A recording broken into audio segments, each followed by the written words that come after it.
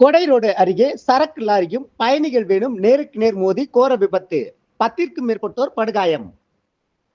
வெள்ளிக்கிழமை காலை 9 மணி அளவில் கிடைக்கப்பெற்ற தகவலின்படி திண்டுக்கல் மாவட்டம் கொடைரோடை அடுத்த அம்மையநாயக்கனூர் அருகே திண்டுக்கல் மதுரை தேசிய 4 வழிச்சாலையில் வியாழக்கிழமை நள்ளிரவில் கோவையிலிருந்து மதுரை நோக்கி சென்ற சரக்கு மினி லாரி ஓட்டுநரின் கட்டுப்பாட்டை இழந்து சாலை தடுப்பை தாண்டி எதிர்ச்சாலைக்கு சென்றது. அப்போது திருச்செந்தூர் கோவிலுக்கு சென்றுவிட்டு சேலம் நோக்கி வந்து கொண்டிருந்த பயணிகள் வேன் மீது பயங்கரமாக நேருக்கு நேர் மோதி பெரும் விபத்து ஏற்பட்டது. இது குறித்து தகவல் அறிந்து சம்பவ இடத்திற்கு விரைந்து வந்த அம்மையநாயக்கனூர் காவல்துறையினர் மற்றும் தீயணைப்புத் துறையினர் விபத்தில் சிக்கியவர்களை மீட்கும் பணியில் ஈடுபட்டனர். இந்த விபத்தில் பயணிகள் வேன் ஓட்டுநர் உட்பட 4 பேர் படுகாயமடைந்து உயிருக்கு ஆபத்தான நிலையில் மீட்கப்பட்டு திண்டுக்கல் அரசு மருத்துவக் கல்லூரி மருத்துவமனையில் தீவிர சிகிச்சை பிரிவில் அனுமதிக்கப்பட்டுள்ளனர்.